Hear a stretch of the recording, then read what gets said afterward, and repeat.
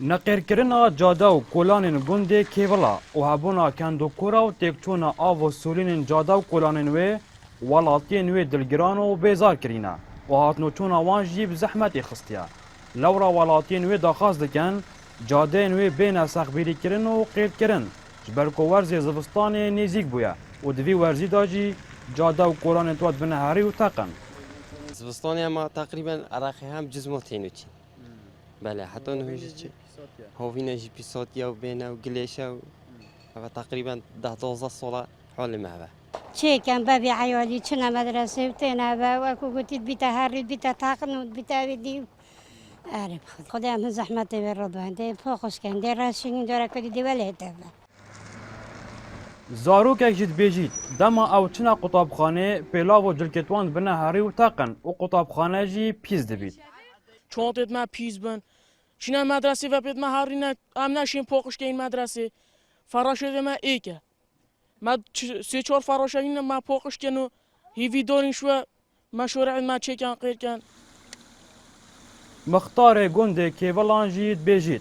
bajêrvaniya tenahiyê gelek ji cadên wan têkel kirîne û soz daye hemî cada û kolanên wan jî qêr bikin demekê nêzik da. اما باروجا دي مقاول خلاص بديت ادم وجي بري دروجا زلدم سيدا مديري بوم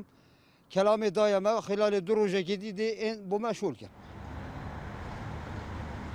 Serokê bajêrvaniya tenahiyê jî aşkira kir ku wan rêkeftina gel berînderekî heye ku 5 kilometrên cadeyên ser bi komelgeha tenahiyê ve qêr bikin. Kilometrek û nîvên van cada dil senterê tenahiyê bin û kilometr û nîvên dîdê cadeyên hewşikê bin û 2 kilometrên dîdê kêvala bin. Lûke jî ew yê kar li ser qêrkirina cadeyên tenahiyê û hewşikê dikin. Piştî bi dimaykatina cadeyên wan di dest bi qêrkirina cadeyên kêvala jî kin. هر وقت که مدیتیت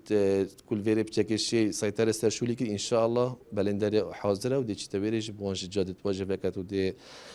غیر کن و کی هر جهه کدی ان شاء الله ان شاء الله في صاله دو کار دیجه که افیج بلی افید بنا غیر کرنه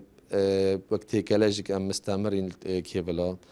ده شهر عقوان هی هم جمعیت بود شکرین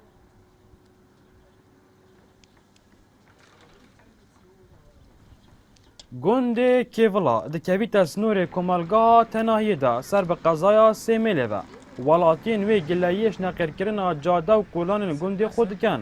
Rêveberê bajêrvaniya tenahiyê jî sozê dide bizîtirîn dem cadeyên wan qêr bikin.